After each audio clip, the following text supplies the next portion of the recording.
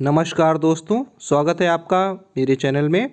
जैसा कि आप जानते हैं कि हमारे केंद्रीय विद्यालय की भर्ती चल रही है और उसी क्रम में जो हमारे प्राथमिक शिक्षक के एग्ज़ाम लगे हुए हैं, पीआरटी के एग्ज़ाम लगे हुए हैं और उन एग्ज़ाम में देखने वाली बात ये आ रही है कि एनसीईआरटी बुक से बहुत सारे क्वेश्चन बनकर आ रहे हैं।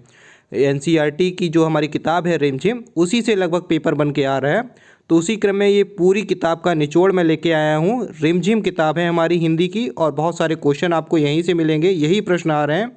तो पूरी बुक पढ़ने का आप टाइम भी नहीं है, उसी के लिए पूरी किताब का निचोड़ है। हर एक चैप्टर से एमसीक्यूज मल्टीपल चॉइस क्वेश्चन आपको इस वीडियो लेक्चर में देखने को मिल जाएंगे। इस वीडियो को बिल्कुल भी मिस मत करिएगा। चलिए शुरू करते हैं इस वीडियो को। पूरे एग्ज़ाम में आपके लिए बहुत इंपॉर्टेंट है, पूरा सब कुछ कवर किया गया है पूरी किताब को इसमें। चलिए शुरू करते हैं। तो दोस्तों अब हम पढ़ने जा रहे हैं एनसीईआरटी क्लास 3। पहला चैप्टर है हमारा अध्याय 1 और चैप्टर का नाम है कक्कू। तो कक्कू इस चैप्टर से कितने क्वेश्चन बन सकते हैं सब कुछ लेकर आया हूँ आपके लिए। फटाफट शुरू करेंगे।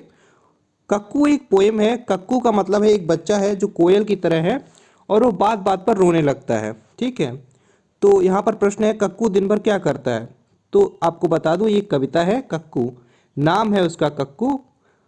कक्कू और ये क्या करता है, ये दिन भर रोता रहता है। ये एक बच्चा है जो दिन भर रोता रहता है ना। तो यहाँ पर क्या ऑप्शन सही हो जाएगा, कक्कू दिन भर क्या करता है, तो कक्कू दिन भर रोता है। कोयल की बोली कैसी होती है। कोयल की बोली कैसी होती है, तो आप जानते हैं कोयल की बोली मीठी होती है।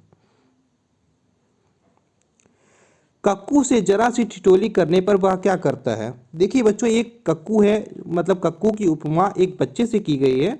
जब उससे थोड़ी सी भी ठिठोली की जाती है, हंसी मजाक किया जाता है, तो वो चिढ़ जाता है, भड़क जाता है। ठीक है, तो कक्कू जो है हमारा, जब उसके साथ थोड़ी सी ठिठोली की जाती है तो वो भड़क जाता है। ये पाठ इसलिए रखा गया है ताकि बच्चों को अगर उनके नाम से चिढ़ाया जाए तो वो चिढ़े नहीं और वो समझें कि जो है चिढ़ बनाना अच्छी बात नहीं होती। जैसे आप देखेंगे क्लास 3 के बच्चे एक दूसरे का नाम चिढ़ाते हैं कि ये तो कक्कू है, ये तो भक्कू है, ये तो सक्कू है ना। तो उसी क्रम में ये पहली कविता है और इसमें ये सिखाया गया है कि हमें दूसरों से जो चिढ़ाते हैं उनसे चिढ़ना नहीं चाहिए। कक्कू को लोग किस किस नाम से पुकारते हैं। तो कक्कू को लोग किस किस नाम से पुकारते हैं, कक्कू को लोग सक्कू भक्कू झक्कू कहते हैं, है ना। ऑप्शन सी यहाँ पर सही हो जाएगा। कक्कू को लोग सक्कू भक्कू झक्कू कहते हैं। आपको पता है सक्कू क्यों कहते हैं, क्योंकि दिन भर रोता रहता है ना। सी सी करके सिसक सिसक के रोते हैं ना बच्चे, तो वैसे सक्कू है इसीलिए कहा जाता है। भक्कू मतलब भड़क जाता है, झक्कू मतलब बहुत ज़्यादा बकवास करता है ना। तो इसको कक्कू को किस नाम से बुलाते हैं, सक्कू भक्कू और झक्कू। वैसे कक्कू शब्द का क्या मतलब होता है, तो कक्कू शब्द का मतलब होता है कोयल। कक्कू का मतलब होता है कोयल।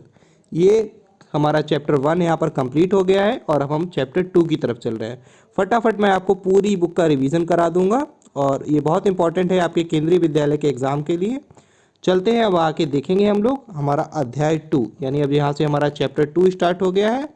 और ये जो पोएम थी कक्कू, इसको कंप्लीट कर लिया है, इससे सिर्फ इतना ही है। अब देखेंगे चैप्टर 2। चैप्टर 2 है सेखीबाज मक्खी। सेखीबाज मक्खी, इस चैप्टर में क्या है, इस चैप्टर में एक मक्खी है जो बहुत अपने आप को सेखी भगाती रहती है और फिर वो एक दिन मकड़ी के जाल में फंस जाती है ना। पहले वो शेर से मिलती है, फिर वो हाथी से मिलती है, फिर वो लोमड़ी से मिलती है और अंत में वो मकड़ी के जाल में फंस जाती है।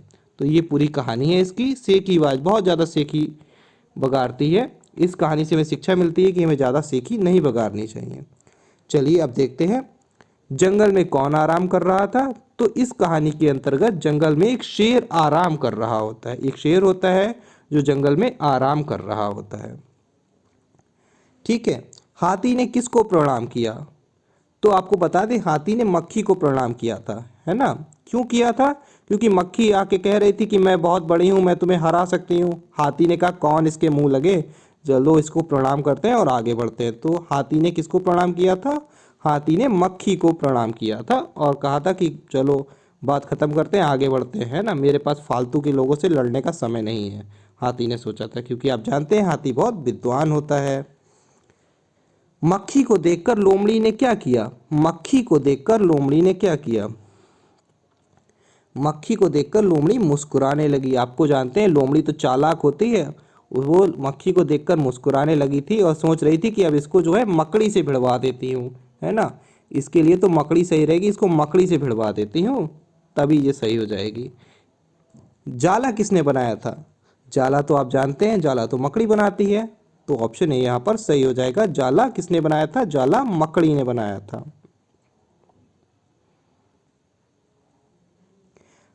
मक्खी को जाल में किसने फंसाया? मक्खी को जाल में मकड़ी ने फंसाया था। जाला किसका था? मकड़ी का। भिन भिन कौन कर रहा था? भिन भिन मक्खी करती है, ऑप्शन बी सही हो जाएगा। किसका कान छिल गया था? बताइए किसका कान छिल गया था? शेर का कान छिल गया था। क्यों छिल गया था बताता हूँ आपको। शेर आराम कर रहा था जंगल में, मक्खी जाके उसके कान के पास भिन भिन करती, वो नींद में था और बार बार मक्खी को हटाने के लिए पंजा चलाता तो उसका कान पे लग जाता, तो उसका कान छिल गया था इस वजह से। तो उसे लगा देखो मैंने तो शेर को भी हरा दिया, मैं जंगल में सबसे बड़ी हूँ, और इसीलिए उसे घमंड में चलने लगी थी। कौन? हमारी मक्खी। इसीलिए इस चैप्टर का नाम है सेखीबाज मक्खी। कान किसका छिल गया था? प्रश्न कह रहा है कान छिल गया था शेर का। मक्खी कैसी थी? ये प्रश्न बहुत इंपॉर्टेंट है दोस्तों, इसी तरीके के क्वेश्चन आ रहे हैं आपके केवीएस के एग्जाम में, है ना। मक्खी कैसी थी? अब आप बताओ, अगर आपने ये चैप्टर नहीं पढ़ा होगा, आपने एनसीईआरटी की बुक नहीं पढ़ी होगी, तो आप कैसे बता पाओगे कि मक्खी कैसी थी? धोखेबाज भी हो सकती है, बहादुर भी हो सकती है, पर सही आंसर है सेखीबाज। मक्खी कैसी थी? मक्खी सेखीबाज थी। मक्खी शेर के पास क्यों पहुंची? मक्खी शेर के पास क्यों पहुंची थी? मक्खी शेर के पास इसलिए पहुंची थी क्योंकि शेर ने 2-3 दिन से स्नान नहीं किया था, उसके पास से गंदगी की बदबू आ रही थी। तो जब किसी जानवर के पास से बदबू आती है तो मक्खियां तो उसके पास पहुंच ही जाती हैं, तो ऑप्शन बी यहाँ पर सही हो जाएगा। मक्खी शेर के पास पहुंची थी क्योंकि शेर ने 2-3 दिन से स्नान नहीं किया था, है ना। शेर मक्खी को क्यों नहीं मार सका? शेर मक्खी को क्यों नहीं मार सका बताइए आप।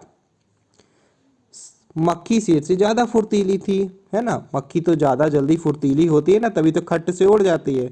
हम लोग भी कहाँ मक्खी को मार पाते हैं अगर हमारी बॉडी पर बैठी होती है ना। तो ऑप्शन सी यहाँ पर सही हो जाएगा, मक्खी शेर से अधिक फुर्तीली थी। मक्खी मकड़ी की तरफ क्यों झपटी? मक्खी मकड़ी की तरफ क्यों झपटी? मक्खी को लगा कि मैंने शेर को भी हरा दिया, अब मैंने हाथी को भी हरा दिया, अब मैंने लोमड़ी को भी हरा दिया, तो अब मैं जंगल की रानी बन गई हूँ, मैं सबको हरा सकती हूँ। तो उसको लगा कि अब मैं मकड़ी को भी हरा दूंगी, है ना।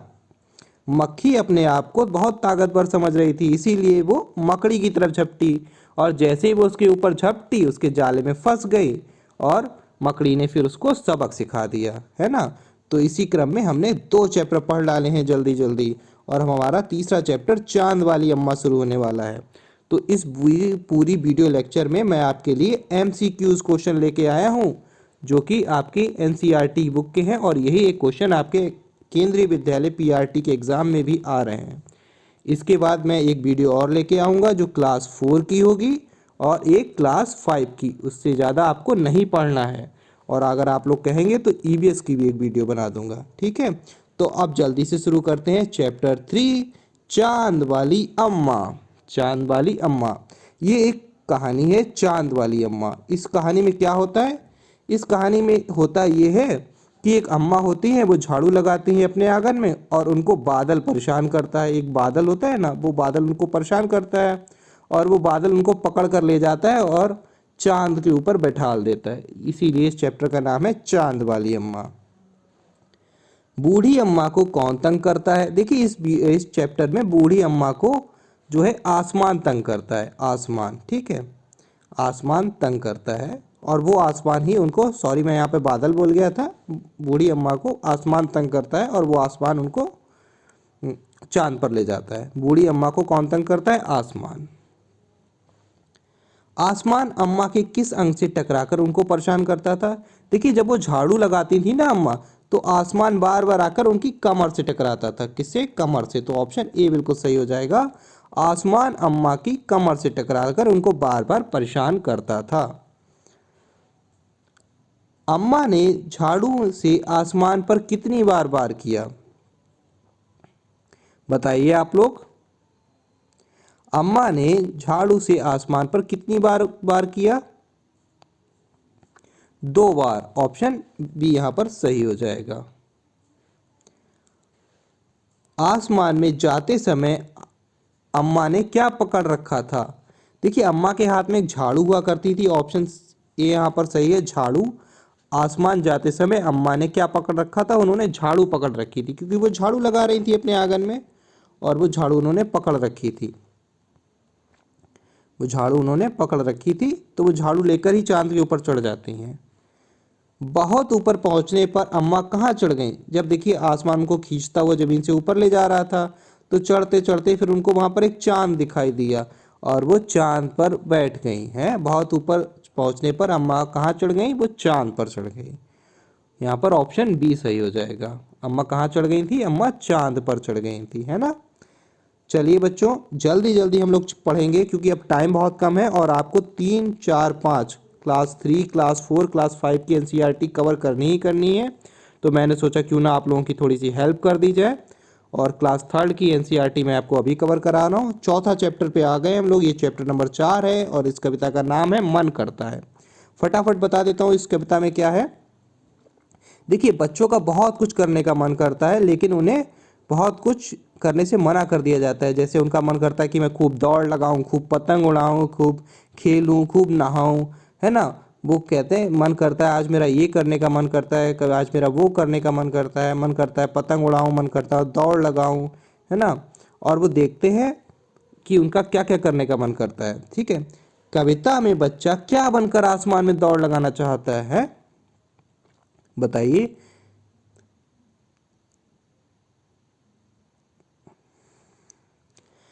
बताइए, फटाफट बताइए।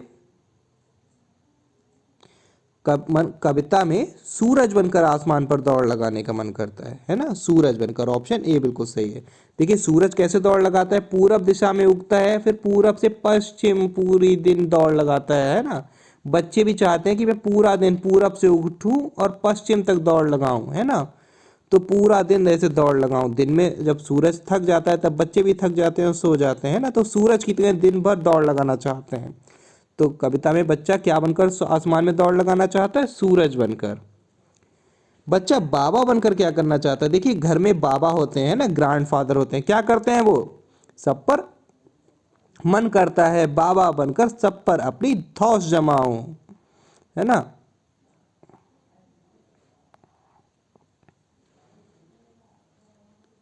धौंस जमाना चाहता है। ऑप्शन ए यहां पर सही है। पापा बनकर क्या करना चाहता है? मैं भी अपनी मूंछ बढ़ाऊं। पापा क्या करते हैं? पापा की बड़ी बड़ी मूंछें है ना। पापा बनकर क्या करता है? मूंछ बढ़ाता है, मूंछ बढ़ाना चाहता है। कविता में बाबा और पापा में कौन बड़ा है? सब जानते हैं बाबा बड़े हैं। चीची चूचू कौन करता है? मन करता है चिड़िया बनकर चीची चूचू शोर मचाऊं। तो यहाँ पर ऑप्शन बी सही हो जाएगा, चिड़िया बनकर। मन करता है चिड़िया बनकर चीची चूचू शोर मचाऊं। तो ये कविता में चिड़िया बनकर। इसके लिए आपको एनसीईआरटी बुक पढ़ने की जरूरत है, रिमझिम, लेकिन इतना टाइम नहीं है, इसलिए मैं आपको सारे क्वेश्चन अभी यहीं पर करा दे रहा हूँ। ये वीडियो बहुत इंपॉर्टेंट है, मैं फिर से कह रहा हूँ, मिस मत करिएगा। एमसीक्यूज आपके सारे कवर हो जाएंगे। इसके बाद आपको कोई भी कुछ भी पढ़ने की जरूरत नहीं पड़ेगी। अगर प्रश्न आपके केंद्रीय विद्यालय के एग्जाम में आ रहा है तो वो यहीं से कवर हो जाएगा। अगला चैप्टर है चैप्टर नंबर 5, बहादुर बित्तो। बहादुर बित्तो, ये कहानी है। बित्तो एक पंजाबन औरत है ना, पंजाबी औरत है, उसका नाम है बित्तो, और वो बहुत बहादुर होती है। इतनी बहादुर होती है कि वो शेर से भी नहीं डरती। उसकी बहादुरी के ऊपर एक कविता, एक कहानी है। ठीक है, इसमें क्या होता है? इसमें एक शेर होता है, वो किसान से कहता है कि तुम मुझे अपने बैल ला कर दो, है ना, और बैल नहीं दे सकते तो अपनी गाय दो। तो वो जाकर अपनी पत्नी बित्तो से कहता है कि शेर ने मुझसे ये कहा है, मुझसे बैल मांगे हैं, मेरी गाय मांगी है। तो वो बित्तो कहती है कि चलो अब मैं शेर को सबक सिखाती हूँ, और वो डाकू बनकर मतलब जाती है, राक्षस बन के, कि मैं राक्षस बनकर जाऊंगी और अब शेर को सबक सिखाऊंगी। तो प्रश्न पहला है, किसान की पत्नी का क्या नाम था? देखिए किसान की जो पत्नी थी उसका नाम था बित्तो। बित्तो, ऑप्शन सी यहाँ पर सही हो जाएगा। किसान की पत्नी का नाम बित्तो था। शेर ने किसान से उसकी जान के बदले क्या मांगा? शेर ने किसान से जान के बदले उसकी बैल मांगे थे। ऑप्शन सी यहाँ पर सही हो जाएगा। किसान ने घर जाकर शेर शेर के खाने के लिए क्या लाने की बात कही थी? गाय। ऑप्शन ए यहाँ पर सही हो जाएगा। शेर के पास जाने के लिए बिट्टू ने सिर पर क्या बांध रखा था? देखिए पंजाबी लोग क्या बांधते हैं, पगड़ बांधते हैं। तो एक पगड़ उसने बांध लिया था बड़ा सा। किसने? बिट्टू ने। शेर के पास जाने के लिए एक पगड़ बड़ा सा बांध रखा था। शेर ने बिट्टू को क्या समझ लिया? शेर ने बिट्टू को राक्षसी समझ लिया था। ठीक है, ऑप्शन बी यहाँ पर सही है। शेर ने बिट्टू को राक्षसी समझ लिया था कि अरे ये तो बड़ा सा पगड़ बांधे हुए, हाथ में उसने एक दराती ले लिया था, एक तलवार होती है ऐसे इस तरह से जो मुड़ी होती है उसको ले लिया था, और घोड़े पर बैठकर खूब मतलब वो ऐसे बनकर गई थी कि जैसे वो शेर को मार डालेगी। तो शेर डर गया, बोला अरे ये तो कोई राक्षसी लग रही है, मैं भाग जाता हूँ यहाँ से। तो शेर ने बिट्टू को राक्षसी समझ लिया था। अब हम पढ़ेंगे NCERT क्लास 6 का चैप्टर हमसे सब कहते। ये एक बहुत प्यारी कविता है, हमसे सब कहते। इसमें बच्चों की भावनाओं को दर्शाया गया है। जैसे कि बच्चे कहते हैं ना कि सब हमसे ही कहते हैं, सब हमको ही डांटते हैं, मैं मुझको ही क्यों डांटते हैं, सब हमसे ही सब क्यों कहते हैं। कोई चांद से तो कुछ नहीं कहता, कोई तारों से कुछ नहीं कहता, कोई बादल से कुछ नहीं कहता, कोई हवा से कुछ नहीं कहता है। हवा तो जब चाहती तब आती है, आपके हवा को डांटते हो कि यहाँ मत आओ वहाँ मत जाओ। कोई चंद्रमा से नहीं कहता है कुछ भी कि ऐसे मत बड़े हो, यहाँ मत निकलो वहाँ मत निकलो। और तारे तो रात भर टिमटिमाते रहते हैं, कोई उससे कुछ नहीं कहता। धूप सूरज है वो तो इतनी गर्मी कर देता है, इतनी गर्मी कर देता है, उसको कोई नहीं डांटता, सब हमको क्यों डांटते हैं। तो इसमें बच्चों की भावनाओं को दर्शाया गया है, हमसे सब कहते हैं। फटाफट देखेंगे हमसे सब कहते हैं। ठीक है, सूर्य क्या फैलाता है? सूर्य क्या फैलाता है? धूप फैलाता है। ऑप्शन ए बिल्कुल सही है। चांद क्या देता है? चांद देता है चांदनी। Option C. बादल क्या बरसाता है? क्यों जलधार यहाँ बरसाई, है ना, बादल जलधार बरसाते हैं। पापा हमें कहाँ खेलने के लिए कहते हैं? देखिए ये बहुत इंपॉर्टेंट क्वेश्चन है। पापा हमें कहाँ खेलने के लिए कहते हैं? ठीक है, अंदर, सड़क पर, बाहर। पापा हमसे बाहर खेलने के लिए कहते हैं इस कविता के अनुसार। क्या होता है, बच्चे जब होते हैं, जब घर में वो शोर मचाते हैं तो पापा कहते हैं चलो बाहर निकलो, बाहर खेलो जाके, है ना, मैं यहाँ ऑफिस का काम करने बैठा हूँ और तुम लोगों की शोर मचाते हो, है ना, चलो बाहर खेलो जाके, घर से बाहर जाओ, बाहर खेलो जाके, क्योंकि मुझे ऑफिस का काम करना है ना, ऐसे कहते हैं ना पापा। तो सेम वही बात है यहाँ पे, पापा हमसे कहते हैं कि यहाँ मत खेलो, बाहर जाओ।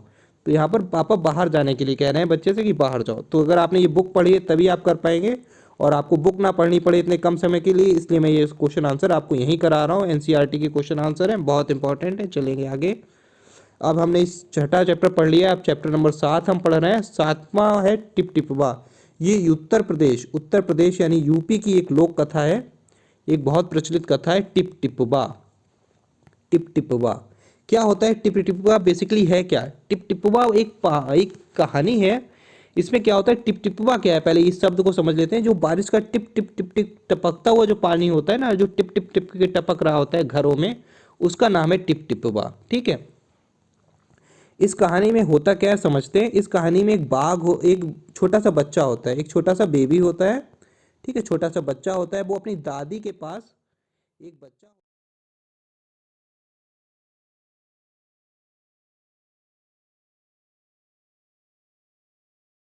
तो दोस्तों अब हम लोग पढ़ेंगे अध्याय 7। चैप्टर का नाम है टिप टिप्पा। तो हमारा चैप्टर है टिप टिप्पा। का अर्थ क्या होता है मैं आपको बता देता हूँ। टिप टिप्पा बेसिकली कहते हैं टपकते हुए पानी से। जब बारिश होती है और घरों में पानी टप टप करके टिप टिप करके नीचे गिरता है तो उसी का नाम है यहाँ पर टिप टिप्पा। और ये यूपी उत्तर प्रदेश की एक लोक कथा है जो हमारे NCERT में है, बहुत इंपॉर्टेंट है। कहानी में क्या है मैं आपको बता देता हूँ। एक बालक होता है, एक बच्चा होता है जो अपनी दादी से कहानी सुनता है। ठीक है, दादी उसको रोज़ कहानी सुनाती हैं। और एक बाघ है जिससे पूरा गांव परेशान रहता है, पूरा गांव डरा हुआ रहता है। वो एक दिन सुन लेता है कि दादी उसकी कह रही होती है कि परेशान होकर कि मुझे शेर और बाघ से डर नहीं लगता, मुझे टिप टिपवा से डर लगता है। तो बाघ ये बात सुन लेता है। बाघ को लगता है कि टिप टिपवा जो कि पानी की बूंदों के लिए दादी कह रही हैं कि टपकता हुआ पानी होता है, टिप टिप करता हुआ। बाघ ये सोचता है कि जब दादी को बाघ और शेर से डर नहीं लगता, टिप टिप्पा से डर लगता है, तो टिप टिप्पा कोई बड़ा जानवर होगा, है ना। और बाघ को इस बात से बहुत लगता है कि ये तो कोई बड़ा सा जानवर है टिपटिप्पा, कहीं ऐसा ना हो कि ये टिपटिप्पा मुझे मारे, मैं जाकर कहीं छुप जाता हूँ। और वो जाकर घास में छुप जाता है। कहाँ छुप जाता है? वो घास में छुप जाता है। और उसी बारिश में धोबी का एक गधा खो गया होता है। धोबी अपने गधे को ढूंढ रहा होता है। तो धोबी नींद में बाघ को अपना गधा समझकर पकड़ लाता है। ठीक है, धोबी सोचता है कि इसको मैंने पकड़ रखा है, ये मेरा गधा है। और बाघ को लगता है कि इसने मुझे पकड़ रखा है, यही वो टिपटिप्पा है जिससे सब डर रहे हैं। तो बेचारा वो भी पीछे पीछे उसके साथ चल पड़ता है। यही एक कहानी है टिपटिप्पा। चलिए अब देखते हैं इसके क्वेश्चन आंसर। बालक रोज किससे कहानी सुनता है? बालक रोज अपनी दादी से कहानी सुनता है। ठीक है। सारा गांव किससे परेशान था? कहानी के अनुसार सारा गांव बाघ से परेशान था। बारिश से बचने के लिए झोपड़ी के पीछे कौन आ जाता है? बारिश से बचने के लिए झोपड़ी के पीछे आकर बाघ बैठ जाता है। ऑप्शन बी यहाँ पर सही हो जाएगा। और उसी रात क्या खो गया था? उसी रात धोबी का एक गधा खो गया था। ऑप्शन ए यहाँ पर सही है। धोबी का क्या खो गया था? तो धोबी का गधा खो गया था। बाघ टिपटिप्पा के डर से कहाँ छिपकर बैठ गया था? बाघ टिपटिप्पा के डर से भागकर घास में छुप जाता है। वो सोचता है, दादी की बात सुन लेता है झोपड़ी के पीछे कि अरे ये तो कोई बड़ा जानवर है। तो वो जाकर छुप जाता है घास में कि टिपटिप्पा से बचकर रहना है। दादी जब मुझसे नहीं डरती तो ज़रूर ये कोई बड़ा जानवर होगा टिपटिप्पा जिससे दादी डरती हैं। आगे चलेंगे। बुढ़िया बहुत परेशान थी क्योंकि क्यों? झोपड़ी से पानी टपक रहा था। क्यों परेशान थी बुढ़िया? क्योंकि वह झोपड़ी से टपकते पानी से परेशान थी। ऑप्शन ए बिल्कुल सही है। कहानी में टिपटिप्पा का क्या अर्थ है? बहुत इंपॉर्टेंट क्वेश्चन है आपके एग्जाम के लिए। कहानी में टिपटिप्पा का अर्थ है टपकता हुआ पानी। जो झोपड़ी से पानी टपक रहा है उसी को टिपटिप्पा कहा गया है। बहुत इंपॉर्टेंट है टपकता हुआ पानी। कहानी में टपकता हुआ पानी बहुत इंपॉर्टेंट है ये।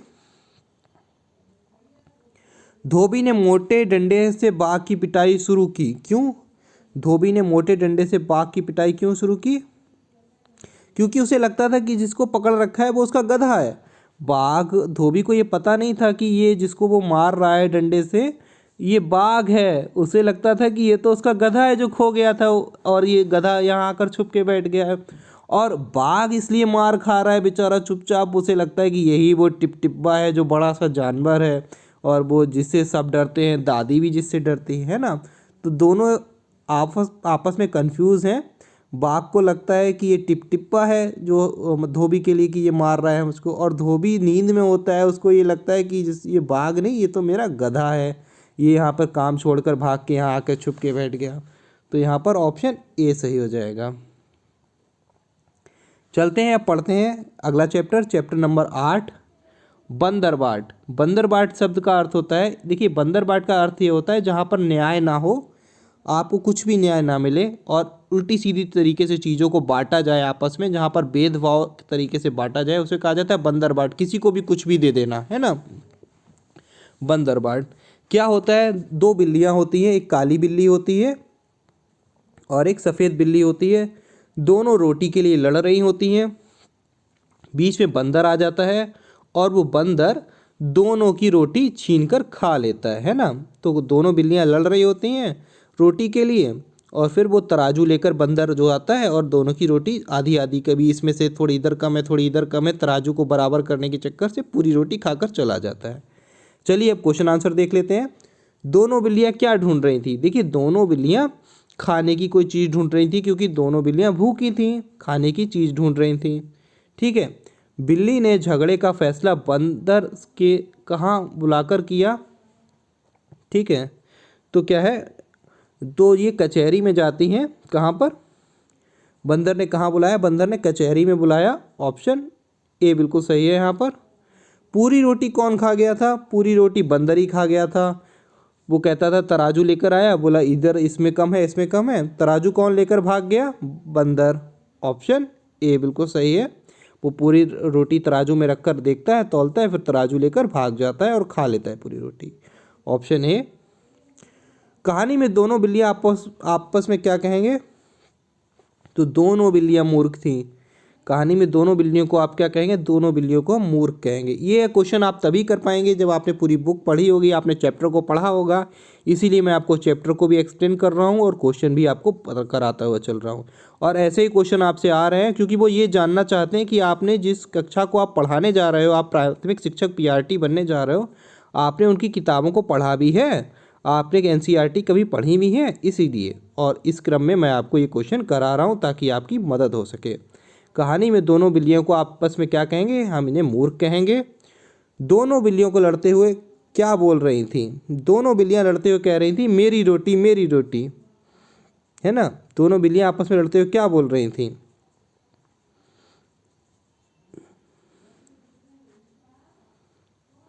तो रोटी मेरी बोल रही थी। ऑप्शन बी यहाँ पर सही है। कब आऊं? अब हम पढ़ेंगे क्वेश्चन नंबर 9, चैप्टर नंबर 9, कब आऊं।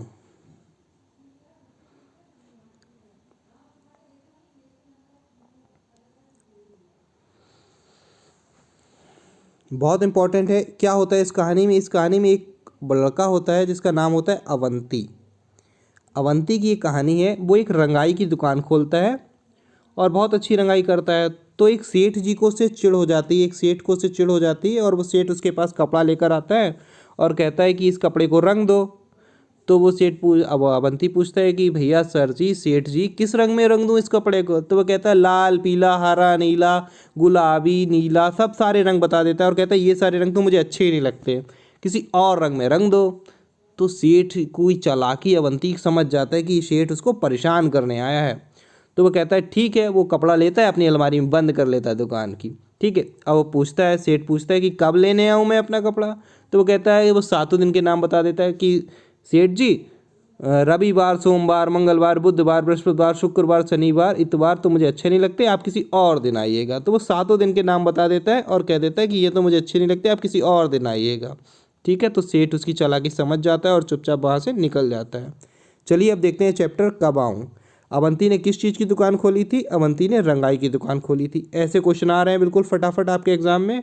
आपको तभी कर पाएंगे जब आपने पूरी बुक पढ़ी होगी। अवंती ने किस चीज़ की दुकान खोली थी? अवंती ने रंगाई की दुकान खोली थी। अवंती की प्रशंसा सुनकर किसे ईर्ष्या होने लगी? अवंती की प्रशंसा सुनकर एक सेठ को ईर्ष्या होने लगी। सेठ ने कितने रंगों के नाम गिनाए थे जो उसे पसंद ना थे? चलिए अब आप बताइएगा। इस क्वेश्चन का आंसर मैं आपको नहीं बताऊंगा, आपको कमेंट बॉक्स में जल्दी से बताना है। अगर आपने पढ़ा है तो बताइए, सेठ ने कितने रंगों के नाम गिनाए थे जो उसे पसंद नहीं थे? ठीक है, चलेंगे आगे। अवंती ने सेठ के दिए हुए कपड़े को कहाँ रखा? अवंती ने अलमारी में उसको रख दिया था। ऑप्शन ए बिल्कुल सही है, अवंती ने कपड़े को अलमारी में रखा। सेठ का अवंती के प्रति कैसा भाव था? देखिए, सेठ जो है वो अवंती से ईर्ष्या करता था, तो उसका ईर्ष्या का भाव था। ऑप्शन बी यहाँ पर सही है, ईर्ष्या का भाव। सेठ का अवंती के प्रति कैसा भाव था? सेठ का अवंती के प्रति ईर्ष्या का भाव था। अब हम चैप्टर नंबर 10 पर आ गए हैं और चैप्टर नंबर 14, यानी 4 चैप्टर और है ना। तो बस 4 चैप्टर और बचे हैं, परेशान मत होइएगा, बहुत जल्दी आपको कवर करा दिया है मैंने। ये चैप्टर नंबर 10 है क्यूजी मल और कैसे कैस लिया। ठीक है, क्यूजी मल और कैसे कैस लिया इस चैप्टर का नाम है। ये दोनों कौन होते हैं? क्यूजी मल और कैसे कैस लिया कौन होते हैं? तो ये दोनों दोस्त होते हैं। ये कहानी में ये दोनों दोस्त होते हैं। कहानी कुछ नहीं है, ठीक है, कहानी कुछ बहुत अच्छी है। क्यूजी मल क्या करता है? ये हमेशा क्यों क्यों क्वेश्चन पूछता है ना। कुछ लोग बोलते हैं ना, कहीं पर भी आपको मिलेंगे, पूछेंगे क्यों क्यों क्यों, तुमने केबी का एग्ज़ाम क्यों भरा, तुम्हारा केबी में सिलेक्शन क्यों हुआ, तुम वहाँ क्यों ज्वाइन कर रहे हो। तो वो उनका सवाल का एक ही होता है क्यों क्यों, के सारे सवाल पूछते हैं क्यों क्यों क्यों। ठीक है। दूसरा होता है एक व्यक्ति जो होता है कैसे लिया, वो हमेशा ये पूछता है कैसे कैसे, तुम्हारा केबी में कैसे सिलेक्शन कैसे हुआ, तुम्हारी ज्वाइनिंग कैसे हुई, तुम कहाँ पोस्टेड हो, सब कैसे कैसे कैसे। ठीक है। तो ये दो दोस्त होते हैं। जो एक दोस्त होता है वो क्यों क्यों क्यों के सारे सवाल पूछता है और एक दोस्त होता है वो कैसे कैसे के सारे सवाल पूछता है। तो चलिए अब देखते हैं क्यूजी मल और कैसे कैसे लिया कौन थे। तो ये दोनों दोस्त थे। ऑप्शन है यहाँ पर सही है, क्यूजी मल और कैसे कैसे लिया दोस्त थे। पाठ में गुरुजी बाजार क्यों जा रहे होते हैं? फटाफट देखेंगे। पाठ में गुरुजी बाजार जा रहे होते हैं अपने गेहूं पिसवाने। ठीक है, ऑप्शन बी यहाँ पर सही है। गुरुजी बाजार किसके द्वारा जा रहे होते हैं?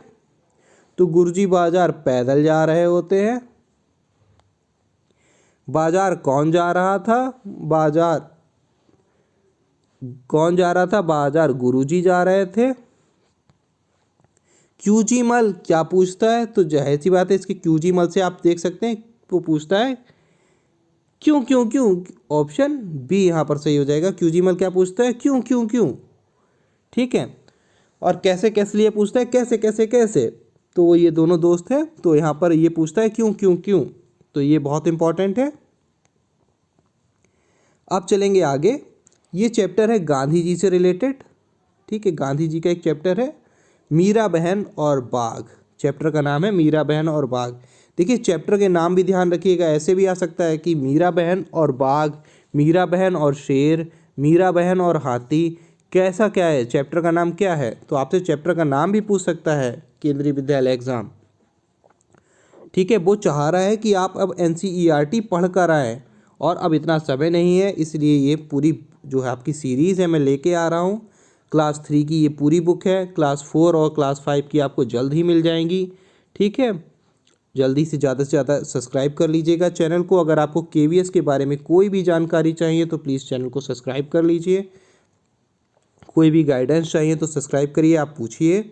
मीरा बहन का जन्म कहाँ हुआ था? देखिए मीरा बहन का जन्म इंग्लैंड में हुआ था।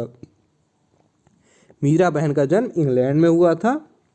मीरा बहन और घर और माता पिता को छोड़कर कहाँ आ गई थी? देखिए गांधी जी के विचारों से बहुत ज़्यादा प्रेरित हो गई थी और अपना घर परिवार छोड़कर भारत आ गई थी, है ना। मीरा बहन का जन्म इंग्लैंड में हुआ था, लेकिन वो अपने मम्मी पापा को छोड़कर, माता पिता को छोड़कर भारत आ गई थी। उत्तर प्रदेश के पहाड़ी गांव में प्रायः किसका डर बना रहता था? और जिस समय वो भारत आई थी तो उस समय उत्तर प्रदेश के पहाड़ी इलाकों में बाघ का डर बना रहता था। ये चैप्टर का नाम ही है मीरा बहन और बाघ। तो बाघ का डर बना रहता था, है ना। सारे गांव के लोगों को अपनी चिंता किसको बताई? सब लोगों ने अपनी चिंता जाकर किसको बताई? मीरा बहन को बताई, है ना। तो ऑप्शन बी यहाँ पर सही हो जाएगा कि उन्होंने सब लोगों ने जाकर गांव की मीरा बहन को बताया कि बहन जी यहाँ पर बहुत एक बाघ है, वो बहुत परेशान करता है हम लोगों को, आदमखोर बाघ है। तो मीरा बहन ने कहा चलो चलो कोई बात नहीं, हम उसको पकड़ते हैं, और जाल बिछाया। फिर मीरा बहन को बाद में अच्छा नहीं लगा कि हम एक बकरी की बलि देकर बाघ को पकड़ रहे हैं, बकरी तो बेचारी फ्री में मर रही है और उसके साथ तो दुर्व्यवहार हो रहा है, तो इसलिए ऐसा नहीं होना चाहिए। आज़ादी के कितने वर्ष पश्चात आश्रम की स्थापना हुई थी? तो आज़ादी के 5 वर्ष बाद आश्रम की स्थापना हुई थी। बंद पिंजड़े में कौन नहीं था? बंद पिंजड़े में बाघ नहीं था। बाघ तो बहुत चालाक होता है ना, वो इतनी जल्दी आसानी से नहीं पकड़ में आता है। बंद पिंजड़े में कौन नहीं था? बंद पिंजड़े में बाघ नहीं था। चलेंगे आगे। चैप्टर है जब मुझको सांप ने काटा। चैप्टर है 12वां, जब मुझको सांप ने काटा। स्टोरी बहुत अच्छी है, बहुत प्यारी स्टोरी है, मैं आपको 1 मिनट में बता देता हूँ। देखिए एक बच्चा होता है, वो अपने आंगन में खेल रहा होता है, अपने घर के आंगन में खेल रहा होता है। ठीक है, और आंगन में खेलते खेलते वो दिन में एक सांप को पकड़ लाता है। एक सांप को पकड़ लाता है नारियल के खोल के अंदर। एक नारियल का खोल आपने पिया है, नारियल पानी पिया है ना, हरा रंग का नारियल होता है, उस खोल के अंदर वो सांप को पकड़ लाता है और अपनी नानी से कहता है देखो नानी नानी मैंने सांप पकड़ा है। नाना आते हैं दौड़ते हुए इस बात को सुनकर, और नाना उसके हाथ से वो नारियल का खोल लेकर झाड़ियों में फेंक देते हैं और ये बात आई गई हो जाती है। लेकिन उसी दिन रात में, मतलब उसी दिन शाम को क्या होता है, बच्चे को एक बर काट लेता है। बर समझते ना, एक बर्रैया या मधुमक्खी कुछ भी, वो काट लेता है और वो बच्चा रोने लगता है और कहता है मुझे काट लिया, मुझे काटा, मुझे काटा, पे पे पे पे करके खूब रोता है।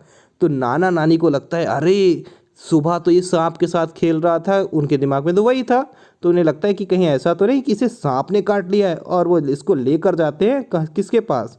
जो सांप का जहर रोज उतारते हैं ना जो लोग, उनके पास लेकर जाते हैं और वो उसे खूब सारी दवाइयाँ लगाते हैं, खूब मंत्र वगैरह पढ़ते हैं और उससे कहते हैं बिल्कुल सही समय पर ले आया, बहुत जहरीले सांप ने काटा था, है। लेकिन ये बात तो गलत थी। बच्चा समझता है, बच्चा तो हंस रहा होता है, बच्चा तो जानता है कि मुझे सांप ने नहीं काटा भैया, मुझको तो एक बर ने काटा था, उसको तो बोलने का मौका ही नहीं दिया, है ना। और इस कहानी में बताया गया कि टोने टुटके से कितना दूर रहना चाहिए। ठीक है, तो चलिए अब क्वेश्चन देखते हैं फटाफट। बच्चे ने अपने हाथे में किसे रेंगते देखा था? तो बच्चे ने अपने हाथे में एक छोटे से सांप को रेंगते देखा था, है ना। नारियल के खोल के अंदर क्या था? देखिए ये इस तरीके का क्वेश्चन है, बहुत इंपॉर्टेंट है, ऐसे क्वेश्चन आ रहे हैं, आप समझिए। नारियल के खोल के अंदर क्या था? नारियल के खोल के अंदर सांप था। बच्चा नारियल के खोल को दिखाने किसके पास आया था? अपनी नानी के पास आया था। वो नानी नानी देखो मैंने सांप पकड़ा है, ऐसे कहते हुए लाया था। बच्चे को किसने काट लिया था? बच्चे को तो काटा था एक बर ने, और सबको लगा बच्चे को काटा है एक सांप ने, क्योंकि वो दिन में तो सांप के साथ खेल रहा था और शाम को उसको बर ने काट लिया। तो नाना नानी के दिमाग में यही था कि इसको सांप ने काटा है, और वो उसको झाड़ फूंक कराने के वाले के पास ले गए थे। नानी घबराकर क्या करने लगी? भैया नानी घबराएंगी तो क्या करेंगी? आप बताओ, क्या हंसेंगी, रोएंगी? नहीं। जब नानी घबराई तो चीख पुकार करने लगी, बुलाने लगी किसको? अपने नाना को, अपने पति को, नाना जी को, बच्चे के नाना जी को बुलाने लगी। नानी घबराकर चीख पुकार करने लगी। बूढ़ा आदमी, जो बूढ़ा आदमी उसके जो नाना जी हैं, वो क्या कर रहे थे? बूढ़ा आदमी क्या कर रहे थे? वो किताब पढ़ रहे थे। बूढ़े आदमी किताब पढ़ते रहते हैं ना घर में बैठे, वो एक किताब पढ़ रहे थे। ठीक है, चलेंगे आगे। चैप्टर नंबर 13, मिर्च का मज़ा। मिर्च का मज़ा बहुत इंपॉर्टेंट चैप्टर है। इसमें क्या होता है? इसमें एक अफ़गानिस्तान काबुल की कहानी है। काबुल का एक जो ख़रीदार होता है वो भारत आता है, और वो भारत में एक लाल मिर्च आपने देखी होगी जिसका अचार पड़ता है। आप अगर आपने अचार खाया हुआ लाल मिर्च का तो आप जानते होंगे। काबुल का एक आदमी, एक व्यापारी भारत आता है, और वो लाल मिर्च को देखता है, लाल मिर्च को देखता है और कहता है कि अगर ये कोई चीज़ खाने की हो तो मुझको भी दे दो ज़रा, थोड़ी सी 2-4 आने की मुझको ये लाल मिर्च दे दो। अगर ये खाने की चीज़ हो, उसको नहीं मालूम होता है कि खाने की चीज़ है या नहीं है। तो एक बूढ़ी दादी इसको बेच रही होती है लाल मिर्च को। वो सोचती हैं हाँ ये तो खाने की चीज़ है, सभी लोग खाते हैं ये लाल मिर्च, लो तुम भी ले जाओ। वो सोचती हैं ये इसका अचार बनाकर या फिर सब्जी बनाकर खाएगा। पर काबुली वाला, जो काबुल का व्यापारी होता है, उसको क्या मालूम होता है कि भाई ये लाल मिर्च जो है ये तो तीखी होती है। उसको लगा कि ये तो कोई फल होगा लाल लाल, बड़ा मीठे मीठे। आपको तो मालूम है ना, भारत यानी हमारे देश में बहुत सारे फल मिलते हैं, और काबुल अफ़गानिस्तान में इतने फल नहीं मिलते। तो वो सोचता है कि ये तो कोई फल होगा, चलो इसको ऐसे कच्चा खाता हूँ। तो वो जैसे इसको खाता है उसको बड़ी तीखी मिर्च लगती है। लेकिन भैया ये काबुली वाला बड़ा कंजूस होता है। वो कहता है कि जब मैंने पैसा खर्च किया है तब तो मैं पूरी खा के ही रहूँगा इसको, अब चाहे कुछ भी हो जाए, क्योंकि ये व्यापारी भी होता है ना। तो चलिए देखते हैं इसके क्वेश्चन आंसर। लोग किसकी कहानी कहते हैं? लोग कहानी कहते हैं काबुली वाले की। कैसा? लोग कहानी कहते हैं काबुली वाले की। काबुली वाले ने लाल मिर्च को क्या समझा था? काबुली वाले ने लाल मिर्च को फल समझा था। काबुली वाले ने लाल मिर्च किससे खरीदी थी? देखिए एक बूढ़ी कुजड़ेन थी, है ना। कुजड़ेन मतलब इसको कुबर टाइप का निकला हो, एक बूढ़ी औरत थी, तो उससे काबुली वाले ने लाल मिर्च खरीदी थी। काबुली वाले ने मिर्च कौन सी जगह पर बैठकर खाई थी? है ना, नदी के तट के पास उसने एक जो है मिर्च बैठकर खाई थी। लाल मिर्च का क्या मूल था? बताइए।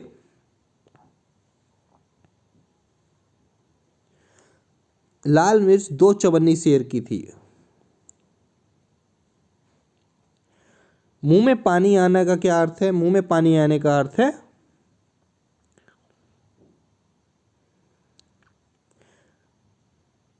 लालच आ जाना, क्योंकि वो देखता है कि ये जो है बहुत स्वादिष्ट लग रही होती है लाल लाल, उसको लगता है कि इससे बहुत टेस्टी होगी, बहुत टेस्टी फल होगा। उसे देखकर इसमें पानी आ जाता है मुंह में, है ना। तो मुंह में पानी आने का अर्थ है लालच आ जाना। ये हमारा आखिरी चैप्टर है, लास्ट चैप्टर है, सबसे अच्छा पेड़। इस चैप्टर में पेड़ों के बारे में बताया गया है। देखिए हम ये आप देख रहे हैं ना, सबसे अच्छा पेड़, हम नहीं कह सकते कि सबसे अच्छा पेड़ कौन सा है ना। आप भी इस चीज़ को समझते हो, मैं भी इस चीज़ को समझता हूँ, और यही इस चैप्टर में इस किताब में एनसीईआरटी की किताब में समझाया भी गया है कि हम ये नहीं कह सकते सबसे अच्छा पेड़ कौन सा है, क्योंकि सारे पेड़ हमारे लिए अलग अलग तरीके से उपयोगी होते हैं। 3 भाई की ये कहानी है। तीनों भाई अलग अलग जगह जाते हैं, उनको अलग अलग पेड़ अच्छे लगते हैं और वो अलग अलग पेड़ों के नीचे रहने लगते हैं। पहले वाला अब भाई आम के पेड़ के नीचे रहने लगता है, दूसरा वाला केले के पेड़ के नीचे, और तीसरा वाला नारियल के पेड़ के नीचे रहने लगता है। ठीक है, आम, केला और नारियल के पेड़ के नीचे तीनों भाई रहने लगते हैं, क्योंकि तीनों को अलग अलग पेड़ अच्छे लगते हैं। आम के पेड़ की अलग उपयोगिता है, केले की अलग है, नारियल की अलग है। आप नहीं कह सकते कि मुझे कौन सा पेड़ अच्छा लगता है। देखिए, नीम के पेड़ की भी अलग उपयोगिता है, चंदन के पेड़ की अलग उपयोगिताएं हैं। तो सबसे अच्छा पेड़ कौन सा है ये बताना बहुत मुश्किल है। चलिए देखते हैं आगे। आम का पेड़ कैसा था? देखिए, आम का पेड़ बहुत ही फलदार था, बड़ा था, है ना। तो आम का पेड़ बहुत बड़ा था, बहुत फलदार था। तो बड़े भाई ने किस पेड़ के नीचे झोपड़ी बनाई थी? देखिए, बड़े भाई को तो आम बहुत अच्छे लगे, बोले इतना बढ़िया आम है, बड़े बड़े आम है, आम खाओ, इसके नीचे छाया भी दे रहा है, खूब आराम से यहाँ सो भी जाओ, कितनी ठंडी हवा भी चल रही है, इससे अच्छा पेड़ तो हो ही नहीं सकता। इससे अच्छा पेड़ कोई हो सकता है क्या? आम से अच्छा पेड़। चलो, आम के पेड़ के नीचे मैं तो घर बना के रहूँगा। ठीक है, ये सबसे बड़ा भाई बोलता है। फिर उससे छोटा वाला भाई जो होता है, बीच वाला भाई होता है, बीच नंबर का जो वो कहता है कि वो केले के पेड़ के नीचे जो है वो घर बनाता है। तो केले के पेड़ के नीचे कौन सा भाई को पसंद आता है? दूसरे भाई को केले का पेड़ पसंद आता है, जो सेकंड नंबर पे होता है, उसे तो केले का पेड़ अच्छा लगता है। क्यों अच्छा लगता है? क्योंकि बारिश होने लगती है। वो कहता है केला भी खाओ, इतना बढ़िया पेड़ है। देखिए, आप इस केले के पेड़ से क्या कर सकते हैं, इतना अच्छा पेड़ है कि आप केले से पेड़ से केला खाइए, बारिश में भी उसके नीचे छुप जाइए, और उससे एक प्लेटें भी बना सकते हैं, आप अपने बर्तन भी बना सकते हैं, है ना। आपको थाली की ज़रूरत नहीं है, आप केले पे अपना सामान रख कर भी खा सकते हैं, केले के पत्ते पे। तो उससे तो केले का पत्ता अच्छा लगता है। तीसरा भाई आगे चलता है, उसे कहता है कि मुझे सबसे अच्छा पेड़ तो नारियल का लगता है। नारियल का पेड़ कितना अच्छा है, छाया भी देता है, समुद्र के किनारे, नदी किनारे होता है, आप आराम से यहाँ पर रहो, पानी भी पास में है, और आपको नारियल खाना है, नारियल खाओ, नारियल पानी पियो, और नारियल बेच भी सकते हो, है ना। कितने ज़्यादा पैसे मिल सकते हैं नारियल से, कितनी चीज़ें बनती हैं, रस्सी बनती है, बहुत सारी चीज़ें होती हैं, पूजा के काम में आता है। तो नारियल के बहुत सारे उपयोग हैं। तो तीसरा भाई कहता है मैं तो भाई नारियल के पेड़ के नीचे रहूँगा। ठीक है, किसके पत्ते के साए में दोनों भाई बारिश से भीगने से बच गए थे? तो आप समझ जाएंगे केले के पत्ते से पेड़ से ही बारिश से बचा जा सकता है। तो यहाँ पर सही है ऑप्शन 3, केला। केले के पत्ते पर क्या परोसा जाता है? केले के पत्ते पर क्या परोसा जाता है? खाना, दवाइयाँ, पानी, तीनों नहीं। केले के पत्ते पर खाना परोसा जाता है, दवाइयाँ और पानी तो नहीं परोसा जाता है। केले के पत्ते पर खाना परोसा जाता है। ऑप्शन ए यहाँ पर सही है ना। तो कैसी लगी ये वीडियो प्लीज़ आप ज़रूर कमेंट बॉक्स में बताइएगा। ये क्लास 3 की रिम झिम NCERT पूरी किताब थी, और मैंने सारे चैप्टर आपको करा दिए हैं। 14 चैप्टर थे इस बुक में, 14 के MCQs आपको करा दिए हैं। अगर आपको चाहिए 4th की, 5th की या फिर इससे ऊपर की NCERT के सारे MCQs, तो मैं आपको जल्दी ला दूंगा। पर फटाफट मुझे जल्दी कमेंट बॉक्स में बताइए। किसी भी तरीके का पूरे एग्ज़ाम से जुड़े रहने के लिए अगर आपको गाइडेंस चाहिए, कुछ भी पूछना है, तो चैनल को सब्सक्राइब करिए, बात करिए मुझसे। मैं आपको इस पूरे सफ़र में आपके साथ बना रहूँगा, आपके इंटरव्यू तक आपके साथ बना हूँ, आपकी ज्वाइनिंग तक आपके साथ बना रहूँगा। चलिए मिलते हैं आगे अपनी नई वीडियो में। तब तक के लिए जय हिंद, जय भारत।